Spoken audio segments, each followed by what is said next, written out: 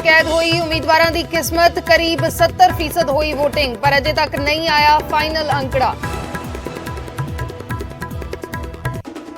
सख्त पैरे हेठ सुरक्षित वोटरां दा फैसला, स्ट्रांग रूम च रखियां गईयां ईवीएम मशीनां, सिक्योरिटी पूरी टाइट।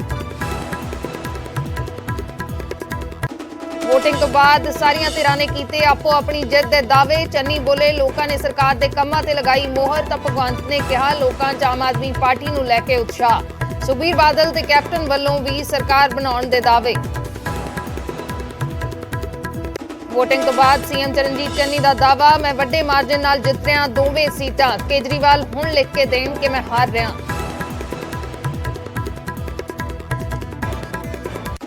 लुधियाना सेंट्रल जामों सामने होए बीजेपी ते कांग्रेस वर्कर, जाली वोटां पाउण दे इल्जामां ते होया तनाव। दोहां धिरां विचाले पथराव तो बाद बीजेपी वर्करां ने कीती सड़क जाम।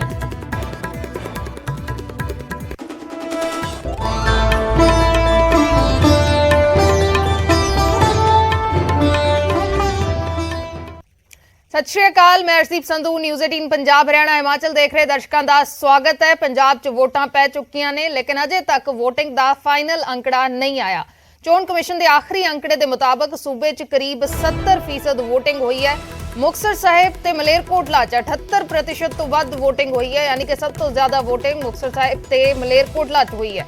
हुण तक के अंकड़े मुताबिक मोहाली सब तो पिछे रहा है वोटिंग दे विच। ईवीएम मशीनां नूं स्ट्रांग रूम्स च रखिया गया है।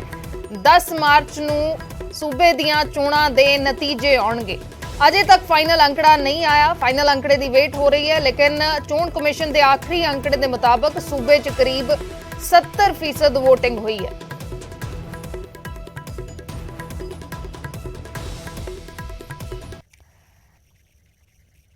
ਹੁਣ ਤੁਹਾਨੂੰ ਦੱਸਦੇ ਹਾਂ ਕਿ ਹੁਣ ਤੱਕ ਦੇ ਅੰਕੜੇ ਦੇ ਮੁਤਾਬਕ ਕਿਹੜੇ ਜ਼ਿਲ੍ਹੇ 'ਚ ਕਿੰਨੀ ਵੋਟਿੰਗ ਹੋਈ ਹੈ। ਮੁਕਤਸਰ ਸਾਹਿਬ 'ਚ ਸਭ ਤੋਂ ਜ਼ਿਆਦਾ ਵੋਟਿੰਗ ਹੋਈ ਹੈ, 78.47% ਵੋਟਿੰਗ ਹੋਈ ਹੈ। ਮਲੇਰਕੋਟਲਾ ਦੂਜੇ ਨੰਬਰ ਤੇ 78.14%, ਮਾਨਸਾ ਦੇ ਵਿੱਚ 77.21%, ਬਠਿੰਡਾ 'ਚ 76.11% ਤੇ ਫਜ਼ਲਕਾ 'ਚ 76.59%। ਤੇ ਵੋਟਿੰਗ ਦੀ ਪਰਸੈਂਟੇਜ ਹੈ ਸਭ ਤੋਂ ਜ਼ਿਆਦਾ ਇਹਨਾਂ ਜਗ੍ਹਾਵਾਂ ਤੇ ਵੋਟਾਂ ਪਈਆਂ ਨੇ।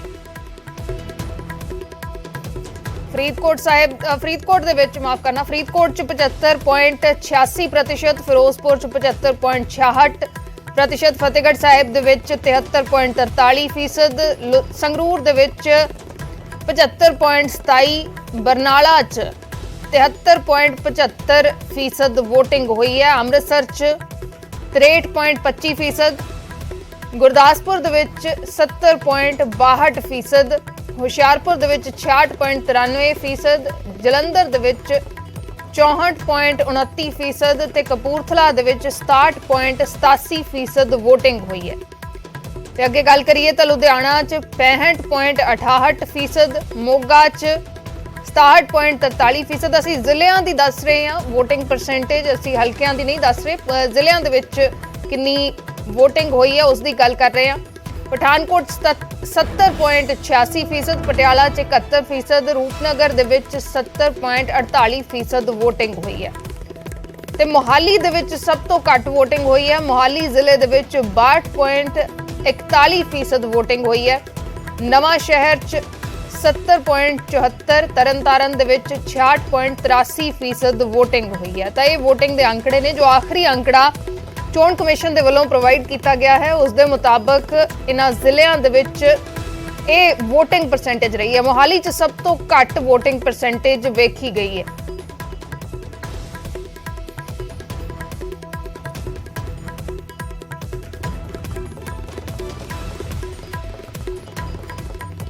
फाइनल अंकड़े का अजे इंतजार है। अजे तक चोण कमिशन के आखिरी अंकड़े के मुताबिक 70% वोटिंग हुई है।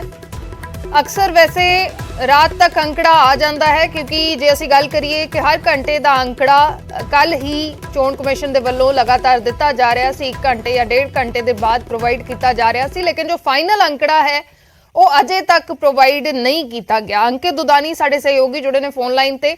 अंकित, क्या कुछ जानकारी इसके बारे में, फाइनल जो टैली है वो कब तक सामने आएगी इलेक्शन कमीशन की तरफ से? बिल्कुल अर्शदीप, जिस तरह से लगातार आंकड़े प्रस्तुत किए जा रहे थे, लेकिन जो 8 बजे का आंकड़ा है रात 8 बजे का आंकड़ा जारी हुआ था और 8 बजे के आंकड़े के अनुसार 69% जो वोटिंग हुई थी और जी उसके बाद भी फाइनल आंकड़ा आना बाकी था, क्योंकि एक 17A फॉर्म होता है, उसको मैनुअली भरा जाता है और वो पोलिंग पार्टियों के द्वारा जब सबमिट किया जाता है तो उसके बाद ही जो है फाइनल आंकड़ा आता है। तो वो फाइनल आंकड़ा अभी आना बाकी है अभी, क्योंकि इलेक्शन कमिश्नर जो है, मुख्य निर्वाचन अधिकारी जो है एस करुणा राजू, उनकी ओर से यही कहा गया था कि देर रात हो सकती है, लगभग जी 3-4 बज सकते हैं फाइनल आंकड़ा आने में। लेकिन अभी तक भी ना तो इलेक्शन कमीशन ऑफिस की तरफ से कोई जी आंकड़ा जी जारी किया गया है, तो अभी उम्मीद यही की जा रही है कि 10 बजे जैसे ही दफ्तर खुलेगा तो वैसे ही फाइनल आंकड़ा जो है वो सबके सामने होगा। अगर पिछले चुनाव की बात करें तो 77% से ज्यादा वोटिंग जो हुई थी, जी जी 77.4 वोटिंग हुई थी परसेंटेज, लेकिन अब की बार जो आंकड़ा है वो कम होने की उम्मीद है और जो 5 बजे का आंकड़ा आया था वो 63.44 ये जी परसेंटेज थी, तो ये आंकड़ा रहा था। तो अब उम्मीद यही की जा रही है कि लगभग 70% आंकड़ा छू सकता है और 70% आंकड़ा ही जो फाइनल हो की तरफ जाएगा। तो अभी जो फाइनल आंकड़ा है वो कुछ ही देर का इंतजार और करना पड़ेगा, उसके बाद ही पता चल पाएगा। जबकि सबसे ज्यादा जो वोटिंग हुई है उसका आंकड़ा आ चुका है। सबसे ज्यादा वोटिंग मानसा जो विधानसभा क्षेत्र है उसके अंदर हुई है, जो कि 78% क्रॉस की है जी और सबसे जो कम वोटिंग हुई है वो अमृतसर में हुई है, अमृतसर वेस्ट में, जहां लगभग 50% के आसपास जो आंकड़ा रहा है। तो कहीं ना कहीं जो ज्यादा और कम का तो आंकड़ा आ गया, लेकिन जो फाइनल आंकड़ा है वो अभी इंतजार करना होगा। जी जी शुक्रिया अंकित पूरी जानकारी के लिए। ਤਾਂ ਅਸੀਂ ਜਾਣਕਾਰੀ ਜੋ ਦੇ ਰਹੇ ਹਾਂ 5 ਵਜੇ ਤੱਕ ਦਾ ਜੋ ਅੰਕੜਾ ਹੈ ਉਹ ਅਜੇ ਤੱਕ ਇਲੈਕਸ਼ਨ ਕਮਿਸ਼ਨ ਦੇ ਵੱਲੋਂ ਸਾਂਝਾ ਕੀਤਾ ਗਿਆ ਹੈ। 5 ਵਜੇ ਤੱਕ ਜੋ VOTING ਹੋਈ ਸੀ ਉਸ ਦੇ ਮੁਤਾਬਕ ਤਕਰੀਬਨ 70% VOTING ਹੋਈ ਹੈ। ਹਾਲਾਂਕਿ VOTING ਦੇ ਲਈ ਜੋ ਸਮਾਂ ਹੈ ਉਹ 6 ਵਜੇ ਤੱਕ ਦਾ ਸੀ ਤੇ 6 ਵਜੇ ਤੱਕ ਵੀ ਜਿੰਨੇ ਵੋਟਰ ਪੋਲਿੰਗ ਬੂਥ ਪਹੁੰਚ ਚੁੱਕੇ ਹੋਣ ਜਾਂ ਲਾਈਨ 'ਚ ਲੱਗੇ ਹੋਣ ਉਹਨਾਂ ਸਭ ਦੀ ਵੋਟ ਪੈਂਦੀ ਹੈ, ਚਾਹੇ ਉਹ 8 ਵਜਣ ਚਾਹੇ 8:30 ਵਜਣ। ਤਾਂ ਅਜੇ ਜੋ ਫਾਈਨਲ ਅੰਕੜਾ ਹੈ ਉਸ ਦਾ ਇੰਤਜ਼ਾਰ ਹੋ ਰਿਹਾ ਹੈ। ਅਜੇ ਤੱਕ ਇਹ ਅੰਕੜਾ नहीं आया, इलैक्शन कमिशन के वल्लों अजे तक ये आंकड़ा साझा नहीं किया गया। इंतजार हो रहा हुण तक के आंकड़े मुताबक तकरीबन 70% वोटिंग हुई है पंजाब च। ते हुण तुहानूं पिछलियां 5 चोणां दा वोटिंग ट्रेंड दसदे हां कि कदों कितनी वोटिंग हुई सी ते किस दी सरकार बनी सी। नतीजा की आया सी, किस दी सरकार बनी सी। 1997 दे विच 68.73% वोटिंग हुई। नतीजा जो आया अकाली दल ते बीजेपी दी सरकार बनी 1997 दे विच, जिस वेले अकाली दल ते बीजेपी दा गठजोड़ होया, बदलाव होया, यानी कि सत्ता बदली। 2002 दे विच वोटिंग परसेंटेज रही 62.14 ते बदलाव होया सत्ता दा ते कांग्रेस दी सरकार बनी। 2007 दे विच 76% वोटिंग होई ते फिर सत्ता बदली, अकाली दल ते बीजेपी दी सरकार आई। 2012 दे विच अकाली दल दी सरकार, अकाली दल बीजेपी गठजोड़ दी सरकार बरकरार रही ते वोटिंग परसेंटेज सी 78.30 ते 2017 दे विच फिर तो सत्ता परिवर्तन हुंदा है, कांग्रेस दी सरकार बनदी है। वोटिंग परसेंटेज पिछले विधान सभा चोणां दी जे गल करिए 77.20% वोटिंग परसेंटेज रही सी। तां हुण अजे फाइनल अंकड़े दा इंतजार हो रहा है, लेकिन 5 बजे तक दा जो अंकड़ा इलैक्शन कमिशन ने दिता है उस दे मुताबक 5 बजे तक तकरीबन 70% वोटिंग हुई है।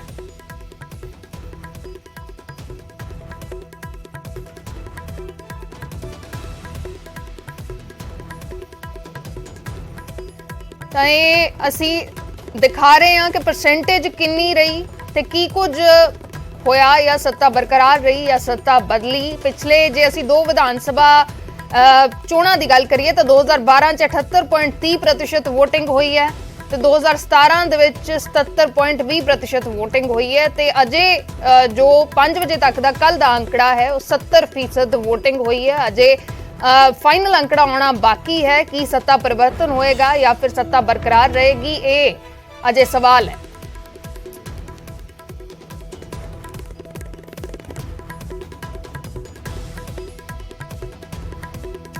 मुख्यमंत्री चरणजीत सिंह चन्नी ने चमकौर साहिब ते भदौड़ दोहां सीटां ते अपनी वड्डी जित दा दम भरिया है। नाल ही उन्होंने केजरीवाल ते भी तंज कीता है कि हुण लिख के देण किस दी हार होएगी। ज़्यादातर अपने क्षेत्र चमकौर साहब में रहा हूँ या भदौड़ की खबर आती रही है। 2 क्षेत्र से मैं इलेक्शन लड़ रहा हूँ जहाँ से मुझे कहा जा रहा था कि ये हार रहा है। मैं आपको ये अपने लिए, मेरे लिए खुशखबरी है, आपको भी खुशखबरी देना चाहता हूँ कि मैं दोनों क्षेत्रों से बड़े अच्छे मार्जिन से जीत रहा हूँ। बाकी पंजाब का अभी रिपोर्ट आएगी, चारों तरफ से पता चलेगा, सबसे बात करेंगे, फिर उसके बाद ही कुछ कह पाएंगे कितनी सीटें कौन जीत रहा है और कितनी बड़ी मेजॉरिटी से हम जीत रहे हैं या क्या स्थिति है। इसके बारे में अभी मैं कोई टिप्पणी नहीं कर सकता क्योंकि मेरे पास पूरी फीडबैक नहीं है। हाँ, ये है कि अच्छा उत्साह देखने को हर तरफ कांग्रेस के हक में मिला है।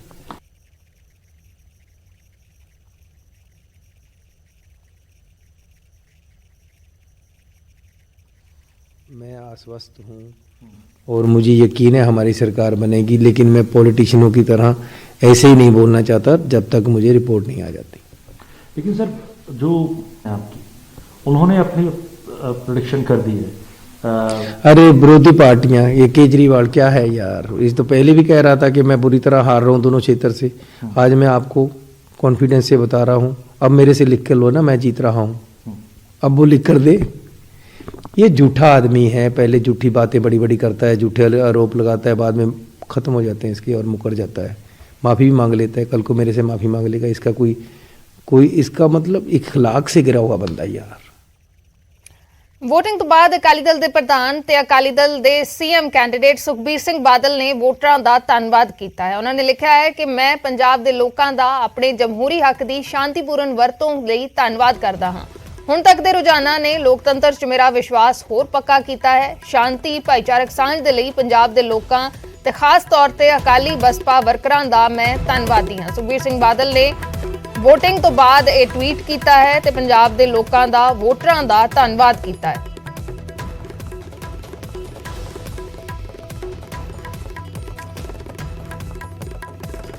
ਉਧਰ ਕੈਪਟਨ ਅਮਰਿੰਦਰ ਸਿੰਘ ਆਪਣੀ ਜਿੱਤ ਦਾ ਦਾਅਵਾ ਕਰ ਰਹੇ ਨੇ ਤੇ ਨਾਲ ਹੀ ਉਹ ਸੀਐਮ ਚੰਨੀ ਤੇ ਵੀ ਹਮਲਾਵਰ ਨੇ। No, I have been 9.5 years as the chief minister of the Congress. They didn't know this earlier. How come they suddenly realized this?